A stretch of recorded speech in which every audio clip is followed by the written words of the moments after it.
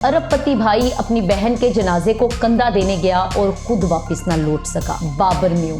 और दूसरी तरफ दूसरा खानदान घुम्मन खानदान, जिसके सरबराह है जुल्फकार घुम्मन। 11 लोग दाएं बाएं और आगे पीछे की जानिब बैठे होते हैं कि वो जब 7 लोग फॉर्च्यूनर गाड़ी में सवार होते हैं कि उन पर गोलियों की बरसात कर देते हैं। इतनी गोलियां बरसाते हैं कि वो जो गाड़ी वहां खड़ी थी उसकी हालत देखने के काबिल नहीं रहती। जुल्फकार घुम्मन के दरमियान जमीन के मसाइल थे।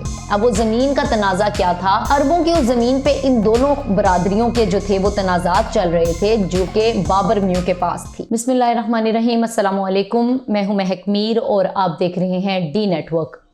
एक अरबपति भाई अपनी बहन के जनाजे को कंधा देने गया और खुद वापस ना लौट सका। आज जो मैं वाकया आपको सुनाने जा रही हूँ, तहसील शेखुपुरा मुरीदके का इलाका मरी कला, जहां पर 2 अरबपति खानदान आबाद हैं।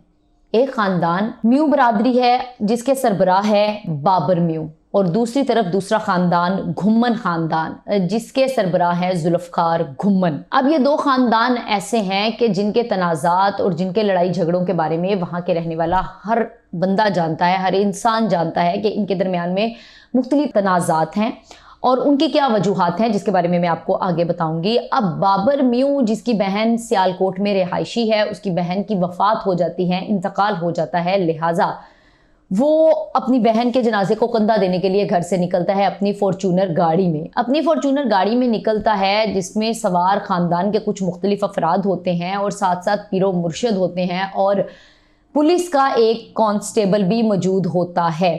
अब ये लोग सियालकोट की जानिब निकल जाते हैं और वहाँ जाकर जो भी रसूमात होती हैं, जो भी फ़राइज़ होते हैं, वो अदा करते हैं, जिसमें नमाज जनाजा और कफन दफन तमाम जो फ़राइज़ एक भाई के होते हैं वो सर अंजाम देकर घर वापस लौटते हैं। अब जब घर वापस आते हैं तो वो फैसला करते हैं दफनाने के बाद कि हम कल फिर वापस आ जाएंगे, लिहाजा अब हम लाहौर की जानिब दोबारा चलते हैं। शेखुपुरे वापस पहुँचते हैं और अपनी गाड़ी फॉर्च्यूनर में 7 लोग सवार होते हैं। जैसे कि मैंने आपको बताया, बाबर म्यू, मुख्तलिफ ख़ानदान के लोग और उसके अलावा उनके पीरो मुर्शिद और एक थानेदार। जब ये गाड़ी में सवार होते हैं तो हैरान कुन तौर पर घात लगाए 11 लोग दाएं बाएं और आगे पीछे की जानिब बैठे होते हैं कि वो जब 7 लोग गाड़ी में फॉर्च्यूनर गाड़ी में सवार होते हैं कि उन पर गोलियों की बरसात कर देते हैं। इतनी गोलियां बरसाते हैं कि वो जो गाड़ी वहां खड़ी थी उसकी हालत देखने के काबिल नहीं रहती।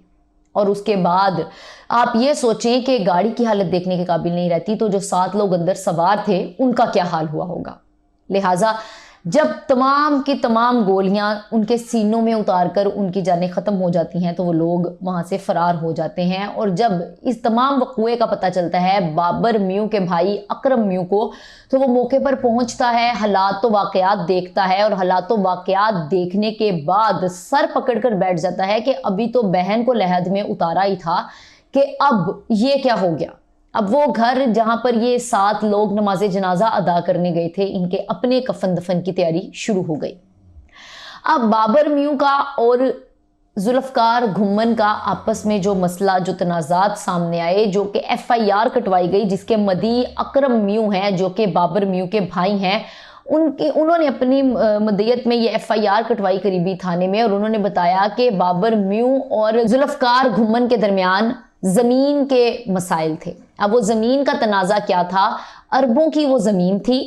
अरबों की उस ज़मीन पे इन दोनों बरादरियों के जो थे वो तनाज़ात चल रहे थे, जो कि बाबर म्यू के पास थी। अब घुम्मन फैमिली जो थी इस ज़मीन को हासिल करना चाहती थी, लिहाजा लड़ाई झगड़ा और तनाज़ात और चल रहे थे। इतनी वजूहात हैं, इतनी ख़ानदानी बड़ी दुश्मनी है कि अगर इसकी वजूहात तफसील से बताने लगूँ तो बहुत लंबा व्लॉग हो जाएगा।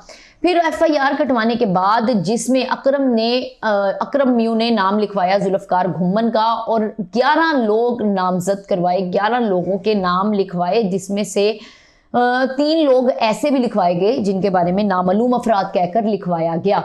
ये तो वो FIR थी जो अकरम म्यू की तरफ से लिखवाई गई अपने भाई की कत्ल के लिए। अब देखें, आपके बहुत से तनाजात होते हैं, अरबपति खानदान है, अरबों की ज़मीन है, ना तो जो 7 लोग गए हैं वो अपने साथ ले गए हैं और ना ये 11 मुल्जिमान जिन्होंने ये कार्रवाई डाली या जो कुछ भी किया, ना इन लोगों के हिस्से में कुछ आएगा आने वाले वक्त में।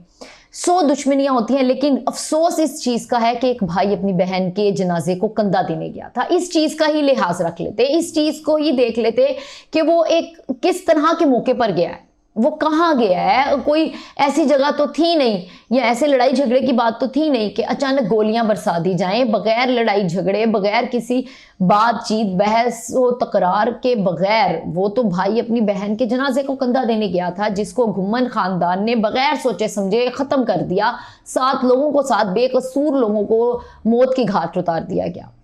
अब देखना यह है कि जो एफआईआर कटी है उसके मुताबिक आगे आने वाले वक्त में पुलिस क्या करेगी, पुलिस किस तरह से इस केस को हैंडल करेगी, क्योंकि पैसे के सामने और रोब दबदबे के सामने बहुत कुछ दब जाता है। लेकिन यहाँ पर दोनों बरादरी जो हैं वो मुकाबले की हैं, टक्कर की हैं, दोनों तरफ अरबों की मालियत है, जमीन के तनाजात हैं, खानदानी दुश्मनी है, और एक खानदान को जो है बुरे तरीके से उसके सरबराह को ख़त्म कर दिया गया। और अब ये बगैर इस चीज की परवाह किए कि वो किस मौके पर और क्यों गया था। अब देखना यह है कि जो एफआईआर कटी है उसके मुताबिक पुलिस इस केस का क्या फैसला करेगी और आगे आने वाले वक्त में इन मुलजिमान को इनके कैफरे किरदार तक कैसे पहुंचाएगी।